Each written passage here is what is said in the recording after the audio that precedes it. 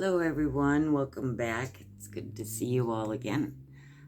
Today is Thursday, February 5th, and it's about 1 p.m. And I thought I would have a little chat about our children.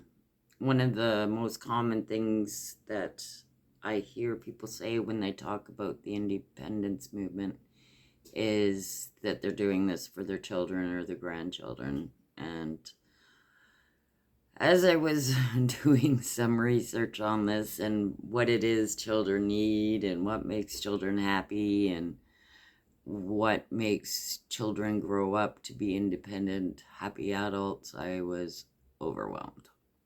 It was crazy. So I think what I'm going to do is maybe start doing a Thursday Kids Corner and have a playlist for just different ideas and things for how to make life better in the country or state of Alberta than they are now. So that's what I'm looking at doing. I again have my trusty notepad that I am going to try not to rely on as much as I was because it was messing me up in my last video. But I did want to have some stuff that I could look at. So, here we go. I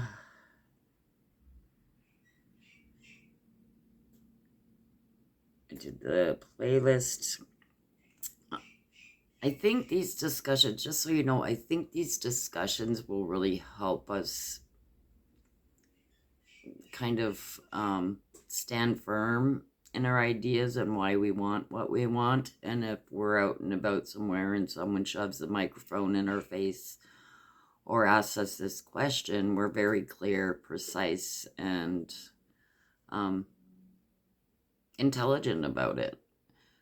And I really think that's important, along with, creating the changes we want and growing our movement and creating our country. So I'm really excited about this one. Like I said, it is huge. I tried doing it in a more kind of newsworthy, document-ish type of way, and I thought, you know what, just be real to the best of your ability, and if I miss things, I miss things. Like I said, I think I want to do a Thursday Kids Corner or something to that effect. And I also thought maybe it's best to start with what we don't want, what we're seeing, and then figuring out where that all belongs in the scheme of things. And one of the things that I find often comes up is our schools and how they seem to be overstepping and creating hate in children, both towards themselves and towards other groups. And I know that's something that I would definitely want looked at in our school systems and changed. Also, I hear a lot of people talking, and this has been, I remember first reading Rich Dad, Poor Dad, and how there's a lot of things we don't teach our kids. I think there needs to be a lot of changes in the school system around this type of stuff, or even people creating their own little businesses, teaching children about money and finance and stuff like that. I mean, if we say we want our children to grow and prosper, then let's give them all the tools necessary for that. And I think profitable businesses could be created by something like that. But I also think we could look at having that credit and stuff like that put into the school system. So that was one of the things that come up with me. Another thing, I just wanted, because it always comes back to me when I think of these things, around the time of COVID and George Floyd, had moved in with my daughter to help her with the two kids. And one day I had brought my granddaughter to the park, and remember the times now, and I said the C word, and I probably shouldn't have, but oh well. And the George Floyd thing. But I brought my granddaughter to the park, and the first child she sees is his name was Michael, and he was a little black boy. She's a little redhead. And they ran to each other and they hugged, and she was so proud to introduce her friend to me. And as I walked away, I teared up because those children didn't know hate. Their family wasn't teaching them hate. But it seems like our schools and our TV programming and even our elected officials, they want to teach that stuff, and I just don't think that belongs in Alberta. These kids love each other. Do you think they'll be able, well, I don't know, I know kids grow up and change, but and they may not say they love each other at 20, but I hope those bonds are still there and they don't look at each other that way, the way our system seems to want them to look at each other. Anyways, I always think of that. It really hurt my heart that I knew that people were pushing for that, and they just loved each other. It was beautiful. So, just gonna turn the page. Our education system needs a lot of work, and that's one of the things I'll make a better video on, and we'll start a playlist and have some more maybe actual answers. This is really just start the conversation, this video. Another issue I look at a lot is the government controlling what our kids can and can't eat. And I know that would be Health Canada and the Canadian Food Inspection Agency.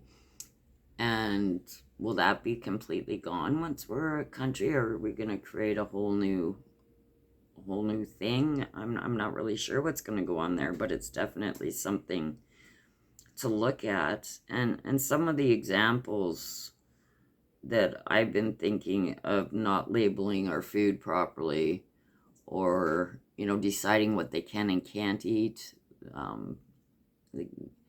There's some things we can buy farm fresh, but there's a lot of things we're not allowed to buy farm fresh. Not telling us what chemicals they're spraying on food and stuff like that. I just think some changes could be made there, and I'm pretty sure that's the Canadian Food Inspection Agency again. And do we make up our whole new list of rules regarding that stuff? Maybe. The next one I have, and this one is so hard to explain, and I've been trying to get to the root of where this belongs. And one of the things I notice is they're denying our children the right to be great. They're denying them the right to master things and feel, what would be the right word? Achievement. It's like if all the children don't feel it, none of the children can feel it. And I just feel like that is, and I don't even know exactly what words they're using or how they're doing this, but it's definitely something I notice. Children aren't excited. They're not excited to become something or fight for something or be the best at something. And I think that's really sad, because I think it pushes them, it motivates them. You wonder why children are sitting in their in their parents' basement. Well, there's a lot of reasons, but I think that's one of them. So I think that'll be an important conversation for us to have and figure out in the next little while. Healthcare, of course, I'm not even getting into healthcare. God forbid one of our kids or grandkids get sick at this point. I have a young daughter who hasn't smoked a day in her life. Her lungs at 50% capacity. I held her in my arms while the doctor asked me if she'd ever been incubated before. And she's had one appointment since, and this was back last April. We can't get her help. She's looking at going out of the country for help. And we thought she might die that day, and it was terrifying. So, healthcare is huge. Healthcare is so big. And then jobs for our young people, jobs for our teeny boppers. Why are adults working in our teenagers' jobs and expecting a living wage? Why is that? Kids used to make less money than adults save to go to movies, parties, and a little bit of money for their bank account. Like, why is this suddenly turning into a living wage issue? That's ridiculous. And that I really think should change. So this was kind of a quick video, and like I said, I think I am going to start doing playlists so that can have all these things in one area, because I know they're going to be long topics, long conversations, and I hope they are, because the more discussion we have, the more ideas we have, the more maybe something really awesome and beautiful comes to fruition. And I'm really excited about what can happen and where this could go. So I'd love to hear your opinions on some of the things I brought up, and maybe it will help you with some clarity to understand exactly your positions on these things and exactly what you don't want, and therefore what you do want, which it just seemed easier to look at, like, what's frustrating me about this than knowing. I didn't know exactly what I want. That's what we're coming to in these discussions, right? So if you're interested in anything I've been talking about, please, I was so excited to see comments in my last video. Thank you so much, everyone. And I think I did answer them all, or at least say, something to everyone. And I so appreciate you. So if you enjoyed this video and you want to chat some more, please subscribe, please like and leave a comment, and I will definitely get back to you within the next 24 hours. Thanks for your comments and your time. Until the next time, dream big and have an excellent day. Bye.